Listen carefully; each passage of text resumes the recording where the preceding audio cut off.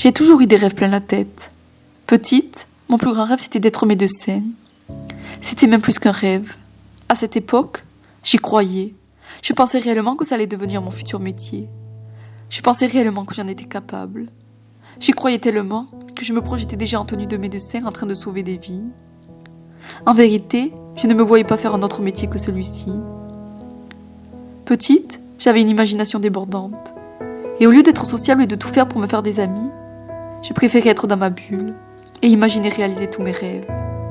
Je préférais rêver plutôt qu'essayer d'avoir les pieds sur terre. Je préférais imaginer un monde merveilleux plutôt que de faire face à la réalité.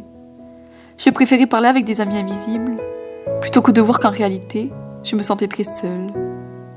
Alors petite, je rêvais d'un monde meilleur. Je rêvais d'aider tout le monde, d'aider à guérir des maladies incurables, d'aider les SDF, d'aider les enfants malades ou victimes d'abus, d'aider absolument tout le monde dans le besoin. Et en grandissant, quand j'ai commencé à avoir des amis qui me parlaient d'eux et de leurs problèmes, je faisais absolument tout pour les aider. Pour moi, les voir souffrir était pire que ma propre souffrance. Pour moi, leur bonheur était plus important que mon propre bonheur. À ce moment-là, je ne réalisais pas encore que la personne que je devais aider le plus au monde à aller mieux, c'était moi-même. Que je ne pouvais pas aider convenablement les autres si moi-même je n'allais pas bien. Je ne réalisais pas vraiment que tout cela n'était qu'une façade, pour éviter de voir que je n'étais pas heureuse et que j'avais besoin d'aide. Je continuais à survivre dans un monde qui pour moi n'avait plus aucune saveur.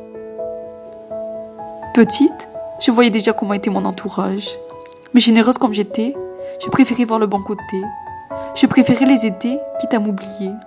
Je préférais me mentir à moi-même et continuer à vivre comme si de rien n'était.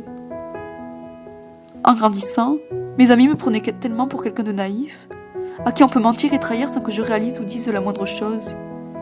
Elles n'avaient donc aucun scrupule à le faire. Je n'ai jamais vraiment été quelqu'un de naïf. Seulement, comme je me suis longtemps inventé un nouveau personnage, comme je préférais croire que toutes les personnes que je côtoyais étaient sympas, et qu'elles ne me voulaient aucun mal, plutôt que de me méfier et d'écouter mon instinct, qu'à force, je ne savais même plus démêler le vrai du faux. Et je préférais me laisser porter par ce que les gens disaient, plutôt que de me faire ma propre opinion. Je n'ai jamais vraiment eu aucune personnalité, vous savez. Mais à force de ne pas avoir confiance en soi, tu finis par te dire que les autres ont raison et que toi, t'as tort. À force de vouloir à tout prix ne pas t'être trompé entièrement sur une personne, sur certaines amies que tu côtoies depuis longtemps, à force d'avoir peur de la solitude, tu finis par ne plus du tout t'écouter et par rester avec des amis même si tu n'es plus heureuse quand tu les vois. Au début, tu te dis que tu dois te méfier, tu sens quand cette personne te ment et tu restes amie avec cette fille même si elle te trahit et donc elle pense qu'elles ont tous les droits sur toi et que t'es naïf. Puis tu te dis que le seul moyen pour toi d'extérioriser ta colère et qu'elle sache qui t'es vraiment, c'est de leur créer ce que tu penses réellement d'elle. T'es gentille avec tout le monde, t'as toujours tout fait pour elle, tu t'es pliée en quatre pour satisfaire leur envie. Tu es respectueuse, polie, et quand tu regardes les gens et le monde autour de toi, tu te rends compte que tu ne sais même pas pourquoi t'es née. Quel est le but dans ta vie? Et tu te demandes alors si depuis que t'es toute petite, t'es vraiment faite pour vivre dans un monde pareil, et si le monde est vraiment adapté pour toi. Alors dites-moi, suis-je adaptée pour ce monde? Je ne dis pas que je suis la seule gentille et que les autres sont tous méchants. Au final, quelle est vraiment la définition de la gentillesse et de la méchanceté? Car cela est purement subjectif. Je suis peut-être une fausse gentille après tout. Mais quand j'étais petite, je pensais réellement faire du bien autour de moi. Et je le faisais sans arrière-pensée ni sans attendre quelque chose en retour. Et même si c'est toujours le cas aujourd'hui, au fur et à mesure, je suis peut-être restée ou devenue trop gentille pour éviter qu'on m'abandonne.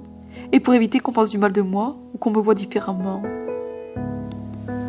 Quand j'étais petite, je pensais aussi différemment. Les autres pensaient que je n'étais pas mature, alors qu'en vérité, c'est juste que je parlais jamais de mes pensées les plus profondes, de mes questionnements sur la vie, et surtout de mes réflexions intelligentes sur le monde et sur les humains en général. À l'extérieur, je pouvais paraître bête ou immature.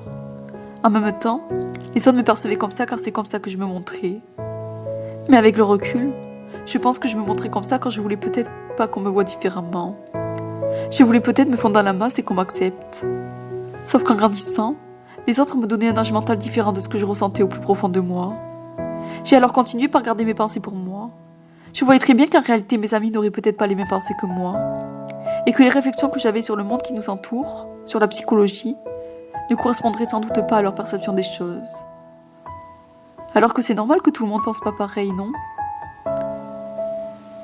Quand j'ai fini par rencontrer des filles qui avaient les mêmes perceptions de certaines choses que moi, j'ai commencé à parler, à aider avec des mots bien matures. Et j'ai alors vu qu'elles comprenaient ce que je voulais dire et qu'elles étaient d'accord avec moi. Pourtant, le vide que je ressentais depuis que j'étais petite ne s'était pas pour autant éteint. Et j'ai alors de plus en plus pensé que je n'étais pas adaptée pour ce monde.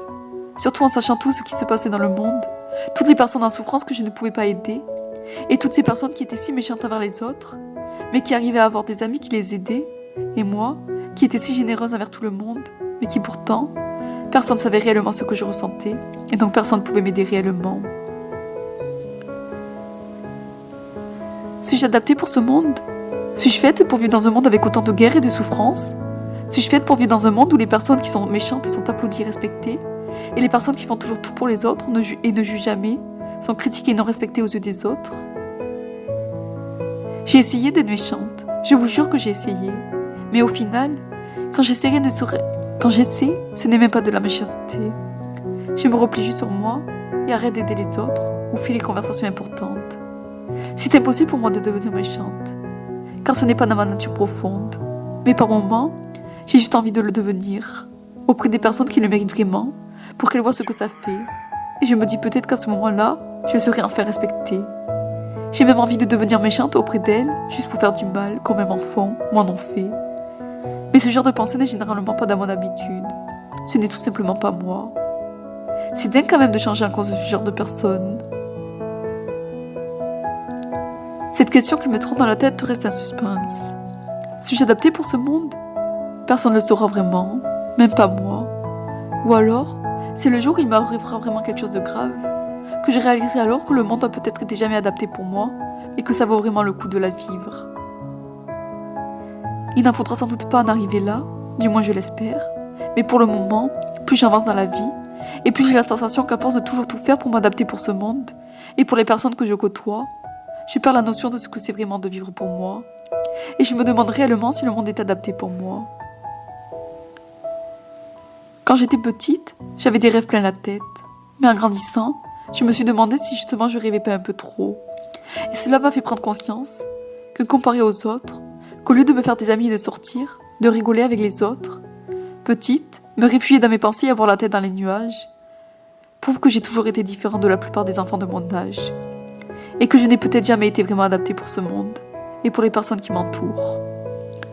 À force de rêver et de croire en certains rêves pourtant irréalisables ou irrationnels, cela fait me remettre en question toute ma vie. À l'heure actuelle, je me demande alors, suis-je adaptée pour ce monde? Mais plus encore, cette autre question revient dans mes pensées. Où est-ce le monde qui n'est pas adapté pour moi?